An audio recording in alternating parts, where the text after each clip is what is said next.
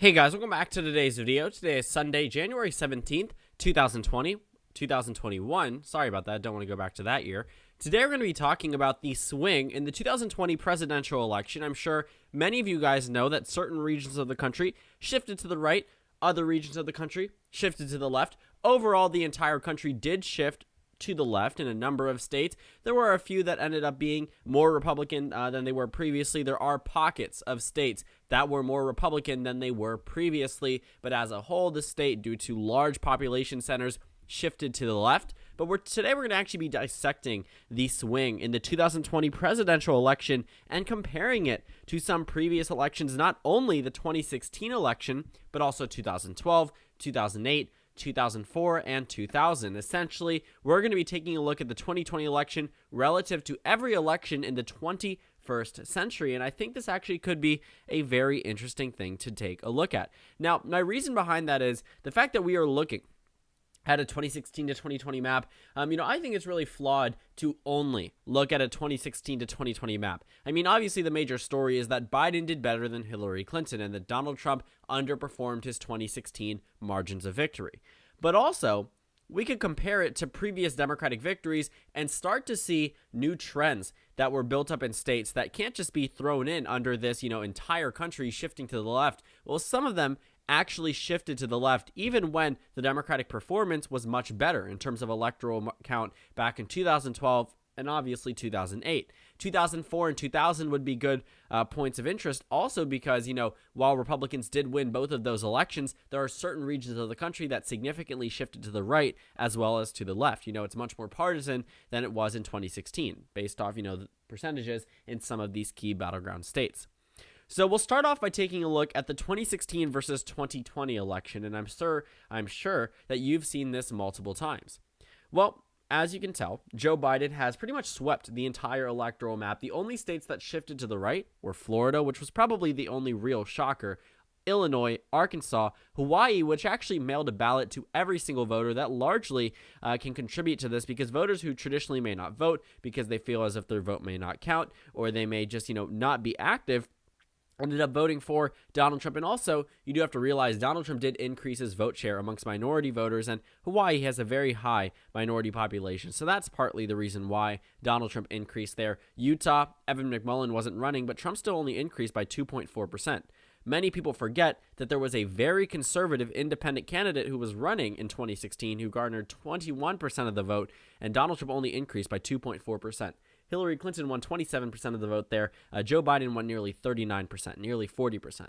So there was a huge increase. A lot of those conservative voters for Evan McConnell, conservative voters for Gerin Jera, they ended up going to Joe Biden. And I know that may seem surprising, but Utah, very traditional value type of state, huge Mormon population, didn't really like Donald Trump, to be completely honest with you. He won with less than 50% back in 2016.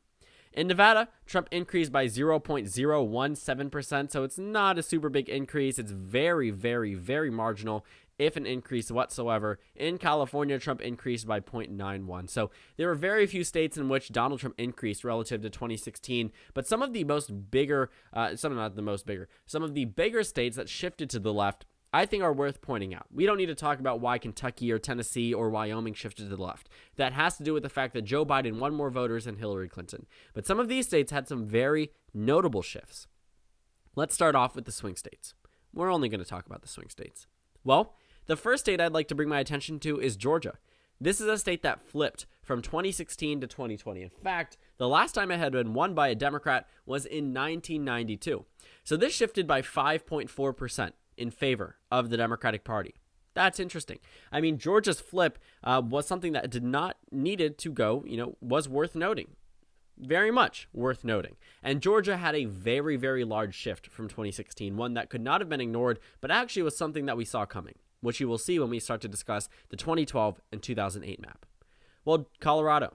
This is a state that used to be won by Republicans election after election from 1996 through 2004. The Republicans had won it. Obama won it in 2008 by a pretty considerable margin, but it wasn't as much as Joe Biden's victory here. In 2012, it got even narrower. In 2016, it got even narrower. And then 2020, it went from being a 4.9% margin to victory for Hillary Clinton to a 5 or 8% margin to victory for Joe Biden. A super significant shift. a super significant shift. But it wasn't just there. Minnesota, a state that Hillary Clinton won by 1.5%, shifted to Joe Biden by 5.6%.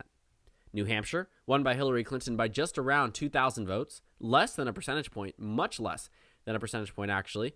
Joe Biden wins, shifts it by 7 points in favor of the Democratic Party. So what we saw in these states, these battleground states, is that the shift was extremely large. And that's what led Joe Biden to victory, solid victories in some of these states. It was a given that if he was to win the election, almost the entire map would look blue in terms of the shift from 2016 to 2020. That makes sense. You wouldn't really expect anything different. But some of these are a much darker shade of blue than the rest. Pennsylvania only shifted by 1.9%. Michigan by 3 points. Wisconsin by 1.4%. Even though they flipped, they were nowhere near in comparison to the margin of shift in Georgia, Colorado, Minnesota, and New Hampshire. But let's go ahead and move back past 2016. We don't really need to harp on some of these states. Trends that you should watch out for: Virginia shifting to Biden by 4.8%, North Carolina shifting to Biden by 2.4%, Texas by 3.5%, and Arizona by 3.8%. Let's look back. 2012. Well, what do you notice? A lot of states are much more red, and this map is much more red. In fact, it ends up at a 270 to 268 win for the Democratic Party if this was an electoral map. Well, the only real dark red and dark blue areas come from a congressional district up in Maine and Utah. Barack Obama lost the state of Utah by 50 percentage points. Really, 50 percentage points. Biden lost it by around, 20%. Maine's 2nd district, however, was won by Barack Obama by single digits, but still won. Donald Trump swung it from 2012 by 16.5%. But that's not the only region of the country where there were significant gains for the GOP. Let's talk about some of these swing states. Wisconsin shifted by 6.2%. Now, isn't that something? Obama's reach in the Rust Belt made it look a lot bluer than it actually was. That's true. When he won it in 2008 and won Michigan by 17 percentage points, McCain hadn't even won North Dakota or South Dakota by a larger margin. They were single digits, North and South Dakota.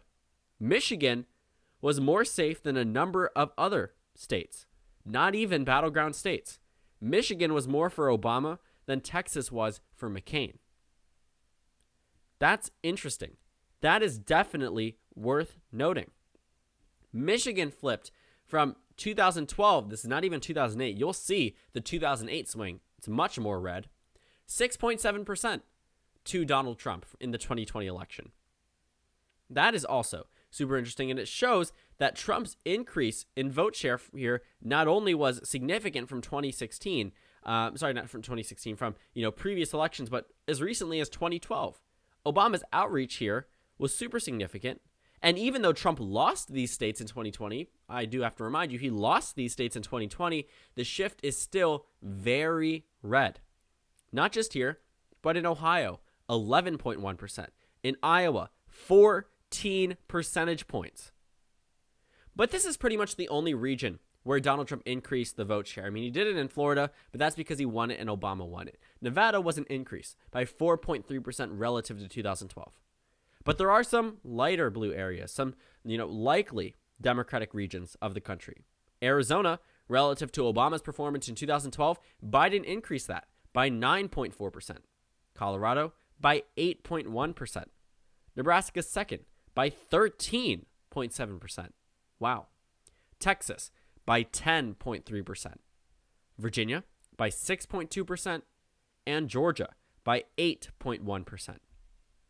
So what we saw was, while the Rust Belt region may have shifted to the right, undoubtedly, these few states across the Sun Belt border have continued to shift left and left and left. And even 2008, which was arguably a very amazing year for Democrats, they nearly hit 60 senators. They had a 59 to 41 majority in the Senate. They had 250 plus seats in the House of Representatives. They won 365 electoral votes. They flipped Indiana, came within a few thousand votes in Montana and Missouri, were within single digits of North and South Dakota. Nebraska wasn't called until later in the evening. Mississippi wasn't called until after Ohio. So what we saw was a number of these states, pretty solid for the Democratic Party or competitive. Democrats flipped a House seat in Idaho, of all places. But the Democrats performed worse in Georgia, in Texas, and Arizona. And we will see that. So this map is probably going to get a lot more red just because what we saw in 2008 was a Democratic sweep. This was a very large victory for the Democratic Party. If this was an electoral map, Trump would win 321 electoral votes. And it tells us pretty much the same exact story. Maine's 2nd District shifts to the right. Pennsylvania shifts to the right, 9 points. Reminder, Trump lost this. Still shifted 9 points. Michigan, 13.7 points in favor of the Republican Party. Compared to 2016, well, it gets worse. 13.7%. Wisconsin, 13.3%. Iowa, 17.7%. North and South Dakota, I mentioned these, went from single digits to 30-point margins of victory, larger than that for Trump. Missouri swung by 15 points. Indiana by 17 points. Remember, it was won by the Democrats in 2008. Hawaii shifts 15.6%. Florida shifts 6.1%. But where are these likely blue pockets? Same areas. Virginia shifts 3.8% to Biden. Biden's the first Democrat to win Virginia by double digits since 1944. Largest margin of victory. The last record was set by Lyndon B. Johnson in 1964. So this is a huge victory for the Democratic Party, which is why it's better than Obama's 2008 margin. But Georgia, 5.5% more Democratic than it was in 2008. Texas, 6.3% more Democratic than it was in 2008. Might I remind you, this was a complete Democratic sweep, arguably a landslide. Arizona, 8.8% in favor of the Democrats.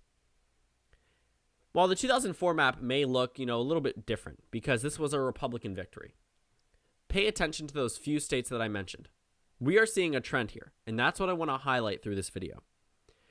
Even though Bush lost Pennsylvania and lost Michigan, Trump still got more of the vote. Still got more of the vote than him. 1.3% shift to the Republicans in Pennsylvania. Michigan, 0.62%. Wisconsin actually shifts to Biden by 0.24%. It was one of the closest races in 2004. But Ohio and Iowa are much more Republican. Trump had a very good reach in this region. But look at those states I mentioned. Texas swings 17 points from where it voted in 2004 to 2020. Georgia flips 16.8% in favor of the Democratic Party. Even Florida, Biden, plus 1.7% better performance than John Kerry. Arizona, 10.8% shift in favor of the Democrats. Virginia, 18.3%. So what you see is, obviously, though, this was a Republican victory. So any type of Democratic victory is expected to be marginally better. But these are super significant shifts, and they're only going to continue. You see, what I'm trying to showcase to you is that there are regions of the country that have continuously gotten more Republican. That's the Rust Belt. Well, for the Democrats, that's offset through continuous shifts in Arizona, Texas, Georgia, Virginia, Colorado, North Carolina. So far, the Democrats have tapped into Arizona, Colorado, Georgia, Virginia, and North Carolina in the 21st century in one way or another. The only one they're missing is Texas. Well, Texas may very well be there. The Republicans have tapped into Iowa, Ohio, Wisconsin, Michigan, Pennsylvania in the 21st century. Prior to Trump, just 2 of those states had gone for the Republican Party. Just 2 out of the 5. Prior to Trump as well, I believe just 1 and 2 and 3 out of those 6 had gone to the Democratic Party. So Donald Trump shifted our electoral map, but those trends were already there. It just took the right candidates, and also sometimes the wrong candidates, to push a lot of these voters a certain direction. Final thing I want you to take a look at is comparing it to 2000. Not much changes. I mean, the map was pretty much replicated from 2004 to 2000. From 2004 to 2000. A lot of lean, right? A lot of lean. A lot of, all the same, single digit changes, 1.5%, 4.2%, 4.6%, 3.9%. Nothing super big. But what we see when we compare it 20 years apart, Virginia is 18 points more Democratic, but Pennsylvania is 3 points more Republican. Michigan is 2 points more Republican. Ohio, 4.6% more Republican. Iowa, 9 points more Republican. But Democrats counteract that by saying, Texas is now 16 points more Democratic. Colorado is now 22 points more Democratic. Virginia, 18 points. I mentioned that before, but I'm going to repeat it again because I'm grouping them all together. Nebraska's second, 25 points. That's 1 in 4 voters. Switching in just 20 years. Arizona, 7 points more Democratic. So these small pockets, or these regions of the country, this bottom level, the Democratic Party has consistently shifted to the left, election after election. Take a look at them. No matter what election you try to compare it to, the Democrats have always done better in 2020. And that is likely to continue. If you compare the 2016 performance, well, you don't really find any point in the 21st century where the Democrats actually performed worse in these regions than they did previously. That's even with a Hillary Clinton loss. Compared to 2020, it gets a lot more solid for the Democrats. But also take a look at the Rust Belt. Much more Republican than it was in the past. 2016 to 2020 was different because the Rust Belt flipped back to Joe Biden. But I don't think this means that all of a sudden, this is back to being a Democratic lock. Under Obama, it was. Michigan was called at poll closing. Wisconsin was a pretty solid Democratic state, despite the Republican vice presidential nominee being from Wisconsin, the would-be Speaker of the House eventually, right? So looking at the Rust Belt region, the 2016 to 2020 shift map may confuse you. It may throw you for a loop. But there are clear trends that are established across our nation, whether it's through the Rust Belt region, whether it's through the Sun Belt region, whether it's through the southwestern region of the United States, which I'd arguably, group in under the Sun Belt. We refer to Arizona as the Sun Belt, even though technically many people just like to characterize the deep south as Sun Belt. Arizona, Texas, even parts of Colorado could very well be included. California, Nevada. So looking at this entire, I guess you could say, southern half of the United States, many of these swing states have continuously shifted to the left. But Republicans counteract that through victories in the Northeast, which is why when you see the 2020 map, well, previously, had I told you that Georgia and Arizona would have gone to the Democrats before North Carolina and Florida, you probably would have thought I was crazy. But in future elections, it may not be too far-fetched to see how the Republicans could win up here. I'm just going to characterize these just for the sake of the map. But the Democrats can win in the South. They can win over these states by pretty considerable margins. If they flip Texas, it's game over. The Republicans could win in the Northeast, or could win in the Midwest. It wouldn't necessarily matter because the Democrats would have a lock on the South. They could subsequently replace the entire Rust Belt through just a few states. And it's possible. Based off the trends that we see, it is very possible that the Democrats completely abandon this region as soon as 10, 20 years and, focus all of their efforts really on the southern region. Because back in 2000, the Democrats would not have targeted Texas as much as they would have Wisconsin or Michigan or Pennsylvania. Well, that may flip.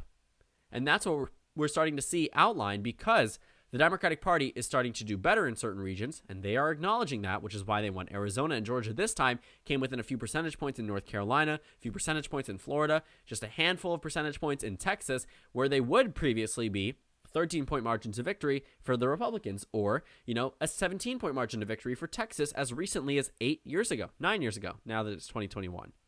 So looking at the electoral trends that have been clearly outlined through the past few elections, I would not be too shocked if the Democrats really put forth an effort in which they focus strictly on the South and they abandon the Rust Belt. Because, to be fair, a political party can't focus on all 50 states at once. They are going to focus on certain states. And this strategy may not work the first time or the second time. But eventually the Democrats are going to find new strongholds in the southern region of the United States, and the Rust Belt is going to be more solid for the Republican Party. So while the 2016 to 2020 map may tell you the entire country shifted to the left, you really need to actually dissect the shift from previous elections and take a look at the clear trends. The Rust Belt is redder, the Sun Belt is bluer. And that's just an entire electoral and political realignment that we expected to come up, and it's starting to happen. It started with Colorado, Virginia, and New Mexico becoming solid states for the Democrats, and it's ending with Arizona and Georgia and Texas becoming competitive states, winnable at that for Democrats, coming within single digits where they previously lost by double. Same thing in the Rust Belt, where Republicans previously lost in 2008 and 2012 by notable amounts, whether high single digits or even double digits, sometimes safe margins. Now they have either won it in 2016 or have come close. So these are all things that should be exciting in a sense for both political parties. I think that we're going to see a new type of electoral map, a realignment, a new, regions of the country that are notably blue and notably red. And that's just how the American electorate works. And I think that it's important to analyze each level of the swing in the 21st century, because that's really when our modern political electoral map really evolved, coincidentally, in the year 2000. So thank you guys so much for watching this video. Make sure to comment down suggestions below. Subscribe on the left if you haven't already, and check out the Instagram and Twitter. At the bottom left of the screen, there's also a Discord server for you to go ahead and join. On the screen, there's a video you can watch, and then a playlist for my post-2020 election videos. Again, thank you guys so much for watching, and I will see you all tomorrow.